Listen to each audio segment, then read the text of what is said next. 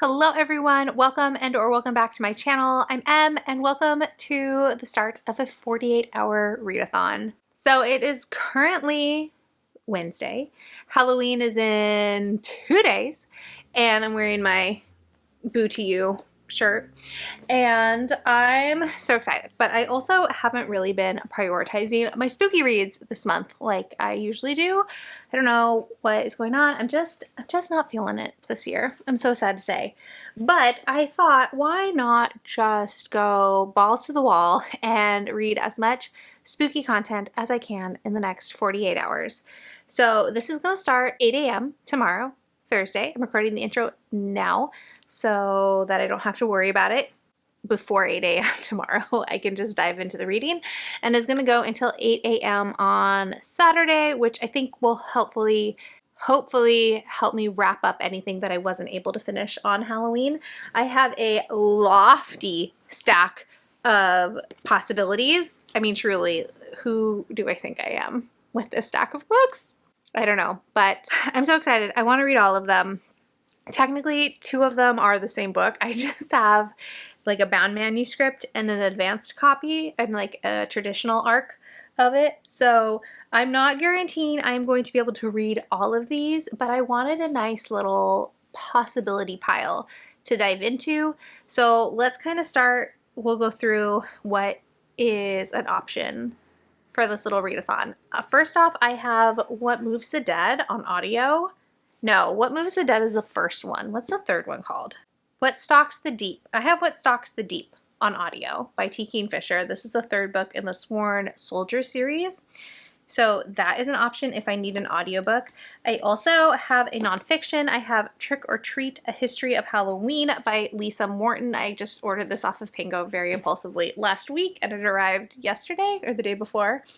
So I definitely will not be able to bust out a whole nonfiction book in 48 hours, but I would like at least to read a little bit of this since it is very appropriate and I'm very interested in like the history of trick-or-treating. Yeah, I'm super excited.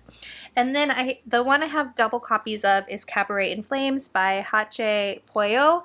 This is the author of But Not Too Bold. This is her next book, which is like Interview with the Vampire meets Certain Dark Things, which now I know what that means because I have now read both of those things because I read Certain Dark Things at the beginning of the month. Very excited. So I think that means vampires, obviously. And it's set in like an alternate Brazil. And I enjoyed But Not Too Bold, and I'm excited to read more from her. And this is like a super short little novella. It is only 145 pages, so I think I could do it. And then I have another arc. I have Morsel by Carter Keene. I don't know what this is. I love this cover, though. This is another one that takes place in Appalachia, and so does the T. Kingfisher book, so we might have a vibe going on. But this is a folk horror about learning to bite back when the world is determined to eat you alive. Wow.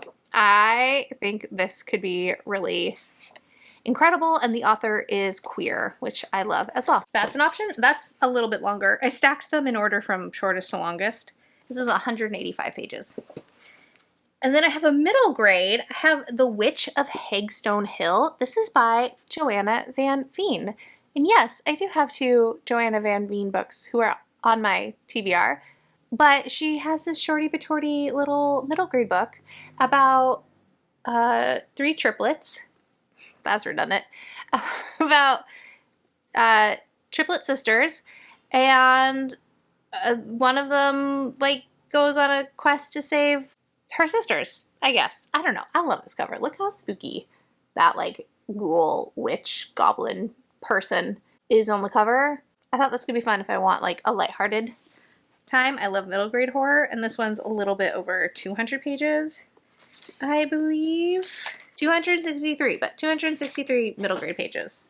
And then I think all the rest, the next 4 are all arcs, and I think all of them have come out already, so I'm definitely behind. I have Eric LaRocca's next book, We Are Always Tender with Our Dead, book 1 in the Burnt Sparrow series. And this is supposed to be like Twin Peaks-ish, which I haven't seen, so that really doesn't mean anything to me, but I haven't read Eric LaRocca and I'm interested in it. This one is 279 pages. And then you'll have seen, if you've watched my videos regularly recently, I think you'll have seen these next three floating around, whether they're in my TBR or in my most recent book haul, my October TBR and my latest book haul. I have The House of Quiet by Kirsten White, which is her newest YA horror. And this one is just under 300. The Resurrectionist by Kathleen S. Allen. This is historical horror. I also have the audiobook for this, which is good because I don't have the audiobooks for anything else. All right, I am a little nervous because it's perfect for fans of A Study in Drowning, which I didn't like very much, and Anatomy of a Love Story, which I did like, but I found the ending kind of disappointing. So hopefully my success rate is better. Yes, this is already out. Came out at the beginning of the month. How long is this one? This one is 327 pages, so we're getting into a wish and a prayer territory on whether or not I can finish anything. And then I have Hazelthorn by C.G. Drews. It just came out. I saw it at the bookstore on Tuesday. I was really tempted to get it, but I will read it first. I really love Don't Let the Forest In. I read that in a day, but that was the only thing I read, and I was very focused on it. And I think I had did I have the audiobook? Or did I just eyeball read it? And this one is, I think, just over 350 pages. And then finally, the book that I will most likely not get to, but the one that I ordered and I am really excited about, but I thought it was a novella, and lo and behold, I have an over 350 page book now, which is not what I thought I was going to get myself into, but I have Tastes Like Candy by Jessica Lacey, which is a YA slasher that takes place at an amusement park. Stephen Graham Jones has a blur on the back, which does make me even more excited. He says, I was really impressed with the book, and it does not go light on the gore. It goes all the way into the gore, the blood, the violence, and keeps you guessing too. So yeah, I'm pretty pumped for that. So those are all my choices. I've got a lot. I am so excited though. I'm not quite sure where I will start. I most likely will start, why can't I remember what that book is called? What Feasts at Night is book 2, and then What Stalks the Deep. I'll probably start that first because 8 o'clock is when I drop my youngest off at school, and then I'll probably go to the gym afterwards. So I'll need an audiobook while I'm at the gym, and then I'll come home and figure out where I want to go from there. So yeah, welcome to the video, and let's hope all these books are spooky 5 stars.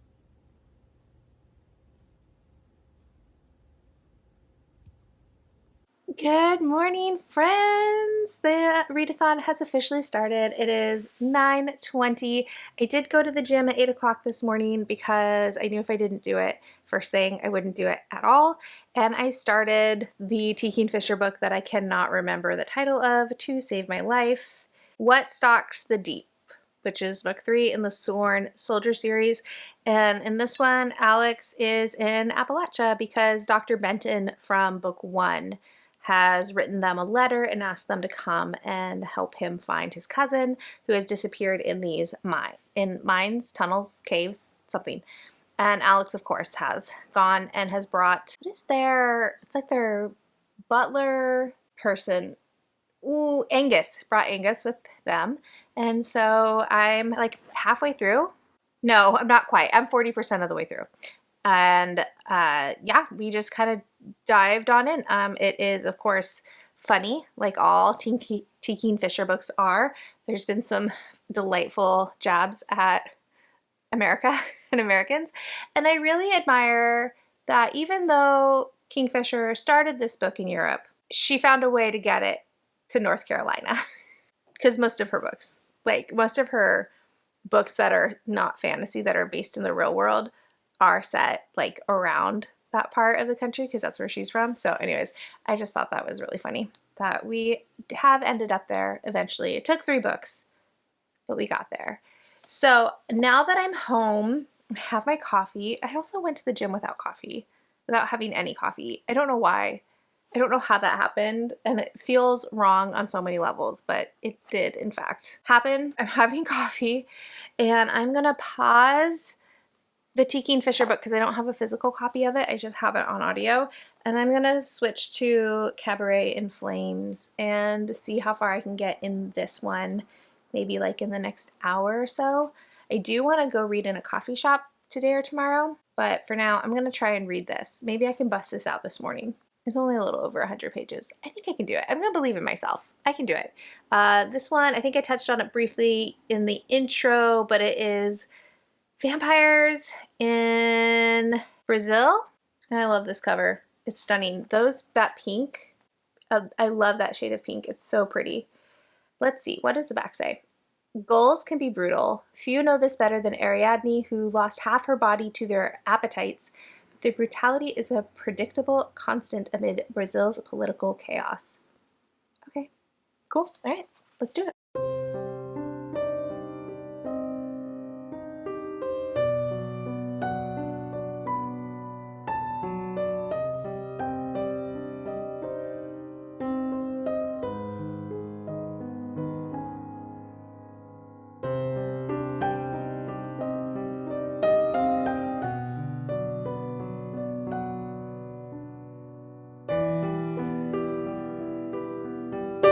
It's almost 1 o'clock, and I just finished Cabaret in Flames.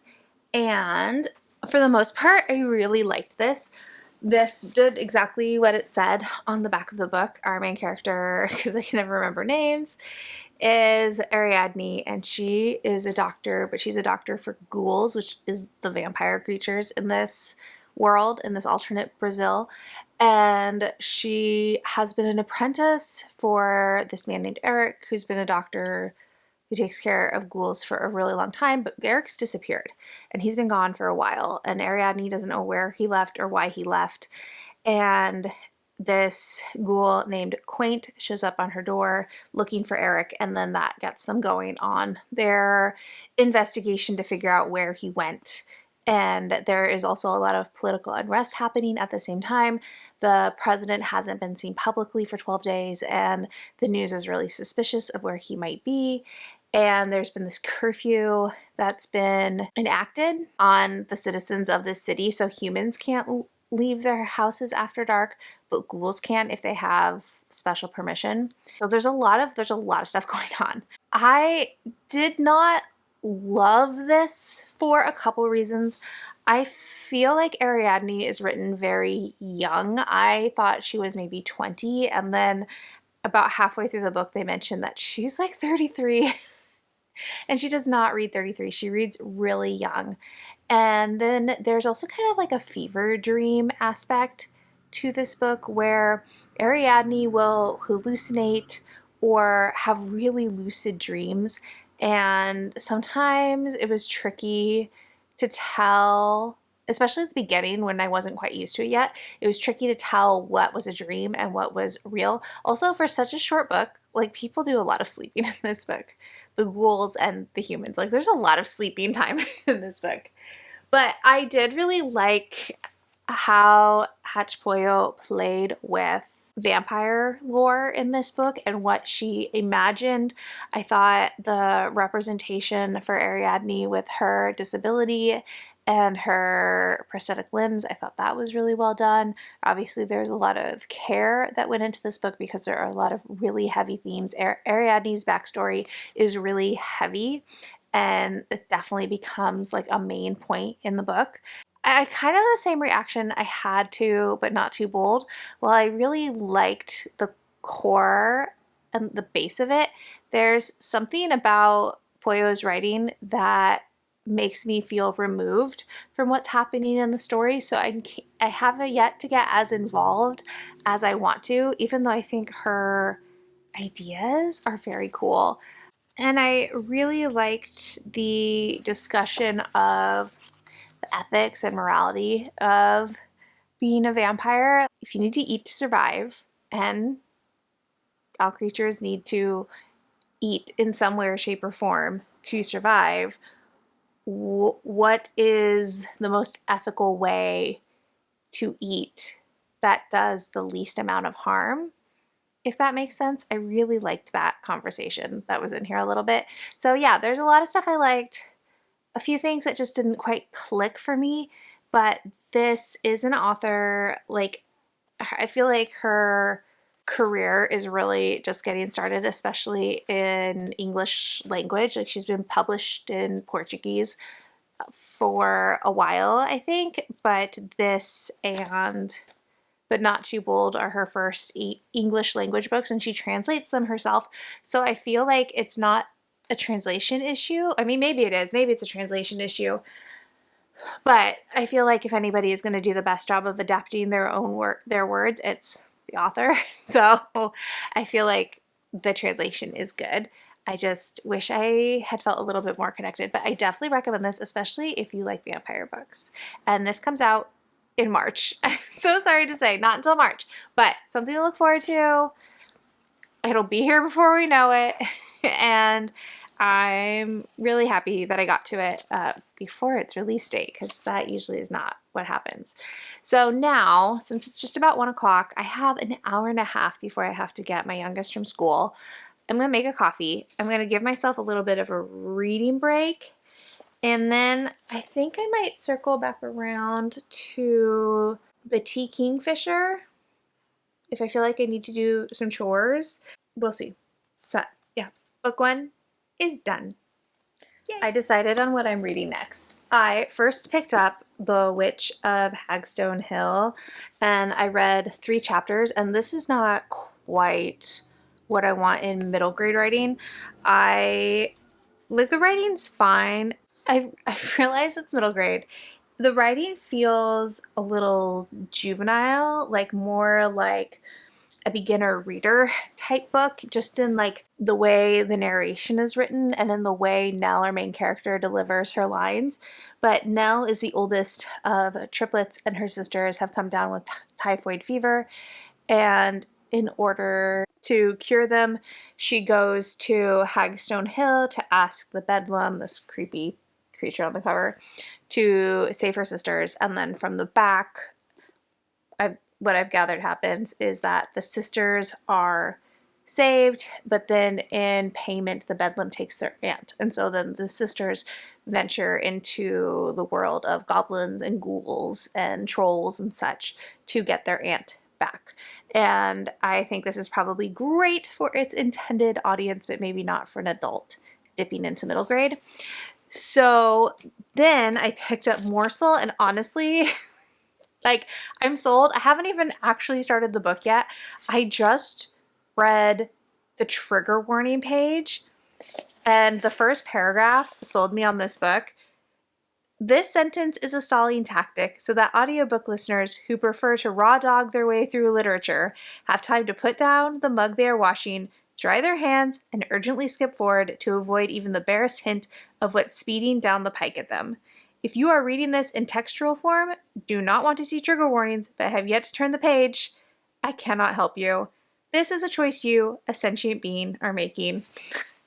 And I just love the humor and the tone. I think that's off to a great start, even if I haven't read the actual book yet. So this is also a book that takes place in Appalachia, and I'm reading 2 Appalachian horror books. I don't know if I've read a book set in Appalachia before. Now that that has been settled, I'm going to dive into this one. I really hope I love it. I hope it's 5 stars. I hope it's a new favorite.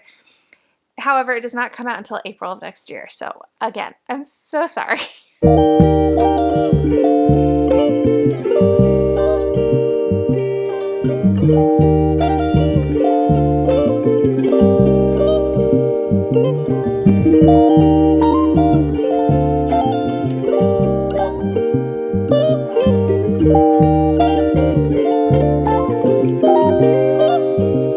It's 4:30. I need to start making dinner because it's going to take a little bit, but I finished listening to What Stalks the Deep just now. I almost fell asleep listening to it this afternoon. I don't know what happened. I got so sleepy. It's not the book's fault, but I got so sleepy.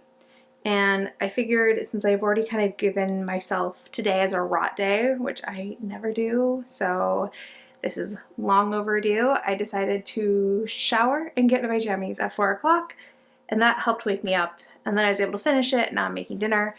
And all that rambling to say, I really liked this one. I'm giving it 4 stars. I liked it more than What Feasts at Night, but not as much as What Moves the Dead. I still think What Moves the Dead is the best in this series. I actually kind of wish T. Kingfisher had done each one as a different Poe retelling, because What Moves the Dead, if you didn't know, is a retelling of the fall of the House of Usher, and I wish she just found a way to just keep doing retellings. But I really like this one. This one has more of like a cosmic horror thing going on. I'm not going to give you too much information, but this is pretty classic T. Kingfisher. It's funny. It's weirdly cozy, even though it's horror. I didn't feel like this one was as stressful as What Moves the Dead or as tense. But I think that's open to interpretation. Just because I didn't find it particularly tense or claustrophobic doesn't mean somebody else wouldn't. And we are spending a lot of time in caves, and there are a couple of scenes where Alex is like hemmed in by stone. I could easily see this being really claustrophobic for somebody. I didn't really feel it. I think the downside of a horror series like this is that I know Alex is going to be fine. T. Kingfisher is not going to do anything to hurt Alex, so it's not that I'm apathetic, but like I know they're going to be fine, so I don't need to get stressed out. I can just like enjoy the story, which I did, and it was really fun. I liked the extra secondary characters we got introduced to. Angus is always a delight. It was nice to have Denton back and learn some more about Denton's backstory. And yeah, it was a good time. Highly recommend.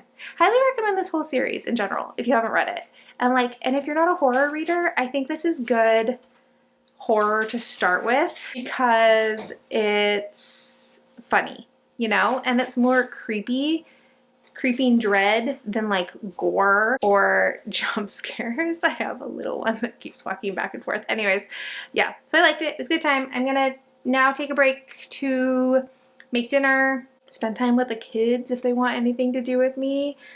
It's just the youngest home right now. The twins have play rehearsal for another hour. I am looking forward to getting into Morsel. I'm bummed that it's not out until April because I bet the audiobook for this will be amazing, but I don't have the audiobook, so it's just an eyeball read. So yeah, hopefully I can read like 100 pages of Morsel tonight, and then that'll set me up for finishing it tomorrow morning because it's only just over 200 pages, I believe. Anyways, I'm gonna go now. I'll talk to you tomorrow.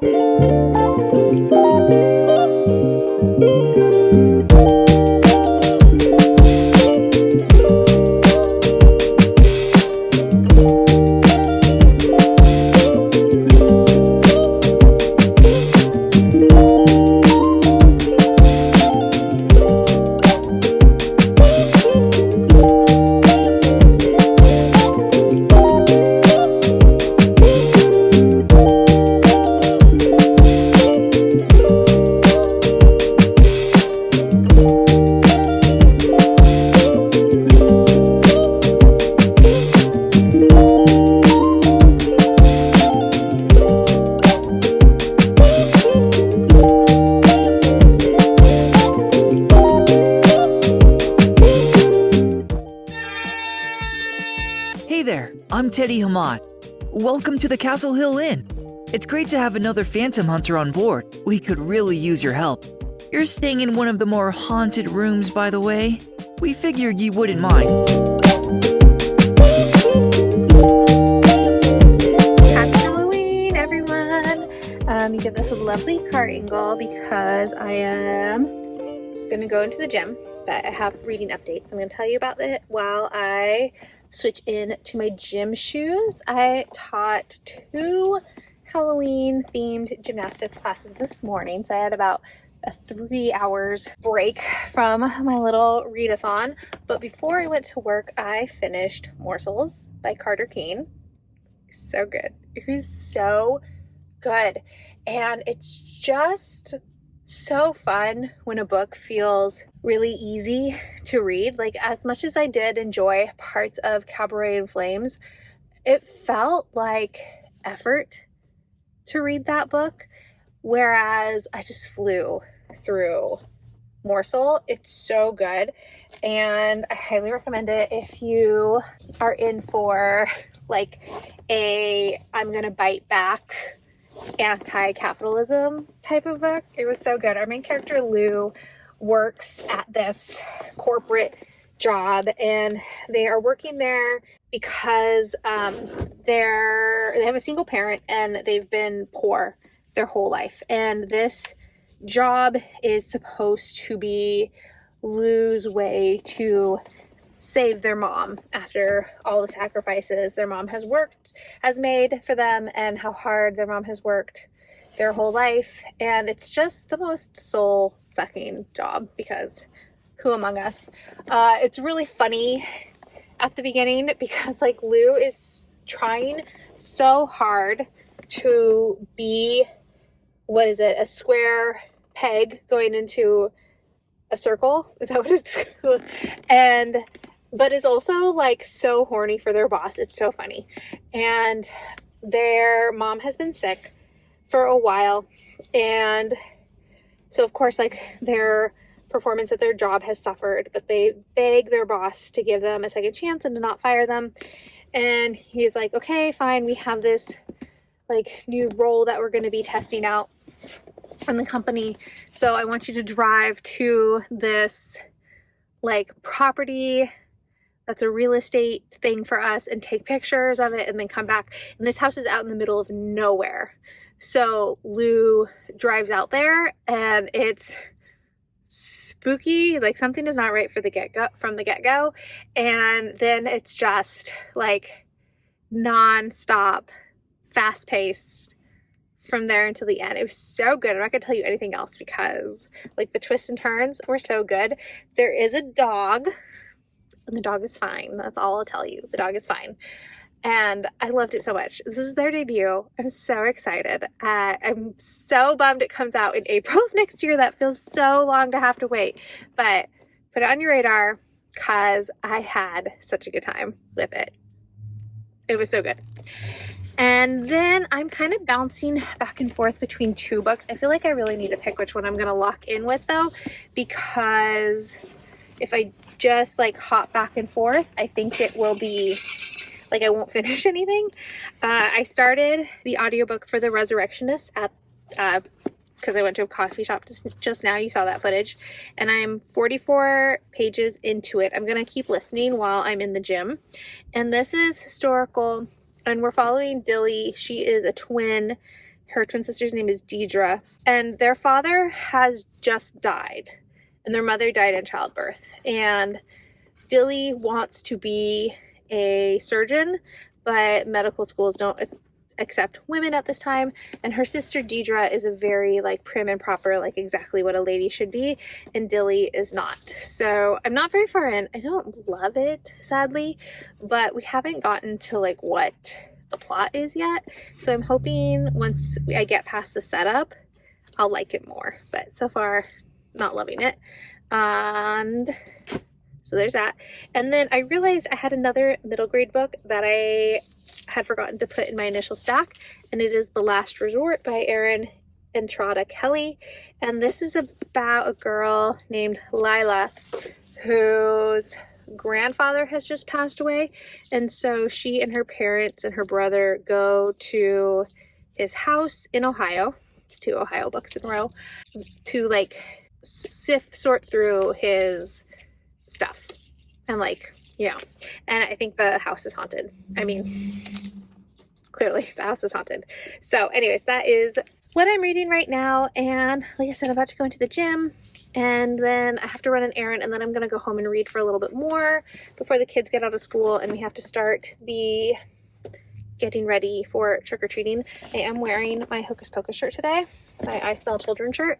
And when I went to the coffee shop, the barista had never seen Hocus Pocus, and I had to explain my shirt, which is just a travesty in so many ways. Oh my goodness. So it's just before 5 o'clock. I blazed through this audiobook so fast. it really picked up after, like right after I updated you, after that 50-page mark, maybe around like the 70-page mark, it picked up and I could not put it down to save my life. And the twists at the end, I'm giving it 4.5 stars. It was so fun and so much gorier and creepy than I was expecting. This is definitely Frankenstein inspired and really leans into the darkness of Frankenstein. Y'all, this is so good. This is so good. If you like YA and you're looking for something that is like, I don't know, that's just really creepy and weird, and I don't know, it was so tense. There was so much happening. So let me verify what I can tell you.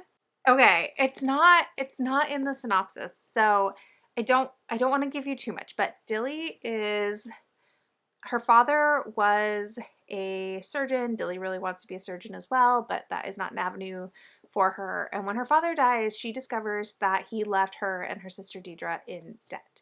And so Dilly is desperately trying to find a way to save them. And every door she tries to approach just gets closed in her face. And she's trying thing after thing after thing. And it's so frustrating to read how hard she's working to try to find a solution and how much being a woman is used against her to find any sort of livelihood or any sort of way for her and her sister to move forward and be okay. And she discovers in her father's notes that he has discovered a way to bring people back to life, to resurrect people. And she starts to fall in with this group of boys who are going to medical school but are also grave robbers in order to have bodies to perform autopsies on. And it just starts to like barrel down the hill. And then her sister finds out what she's getting involved in and tries to stop her. And something happens. And from that moment on, oh my gosh, I could not stop listening. I was finding all the chores, all the little activities, like anything I could do to keep listening to the audiobook. It was so good. So yeah, 4.5 stars. That was really fun. I'm so happy. Like I'm still like this, that ending has me gagged. I just like, what? What do you mean? That's the end? Oh, so good. I do think the comps are incorrect. The ones that it said A Study in Drowning and Anatomy of Love Story. I mean, Anatomy of Love Story, kind of, in that we have a female main character in like a Victorian setting who wants to be a surgeon in a time where that is really not an option. And a boy gives her a doorway into that world. And then on the audiobook, like on Libro FM, because I had the audiobook because it was an ALC this month, that one compares it to Don't Let the Forest In and Belladonna, which I haven't read Belladonna, so I don't know about that one. I don't really know about Don't Let the Forest In unless we're just going for like gore, maybe. This was great fun. Highly recommend.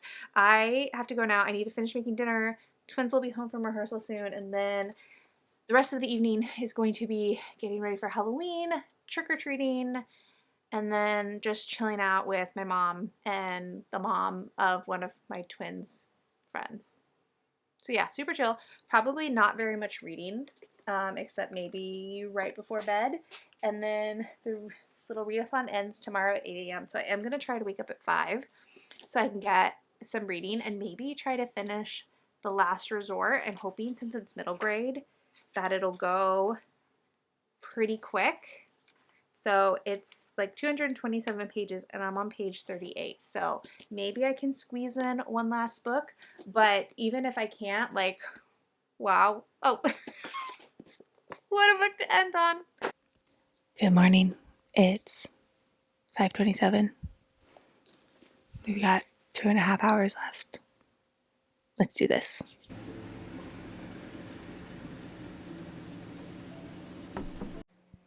Okay, I am so sorry to say I did fall asleep for like an hour. I was just too tired. I couldn't do it. But and then I woke up and I have continued on in The Last Resort, and I am 126 pages into it, and I'm going to keep going. It's really fun, very cute, short chapters, and hopefully I'll finish it this morning. But sadly, the readathon is over. But I feel like it was super successful, and I got so much read these last couple of days. How many books did I finish? I read 1, 2, 3, 4.5 books. I was like, ideal. So much more successful than I thought it was going to be. I was going to be really happy if I read 2 books. Obviously, there are a lot I didn't get to, but it is November, which means it is officially clear your shit season, which means I'm going to be focusing on reading what I already own, and I am going on a book buying ban until the end of the year, with the exception of Aardvark Book Club books, because I'm a rep for them. So I will continue to get those, but I can't bring home any more books. It's getting to be a problem. But that is not 48-hour readathon Emily's problem. That's the next weekly vlog Emily's problem. So I will be finishing this and having it in my next vlog, because I'm going to start a weekly vlog after I finish this in the shower for the first week of Clear Your Shit. So if you want to hear my final thoughts for that book, it'll be in that vlog. But otherwise, thank you so much for following along as I tried to just read all the spooky content. I'd love to know what you thought of any of the books I've read. I would love to hear what you read during Halloween. Do you pick a spooky book to read on Halloween, or is it just kind of business as usual? Let me know. If you just want to leave an emoji to let me know you are here, let's do a skull emoji. And like if you liked it, subscribe if you want to, and I'll talk to y'all in the next one. Bye.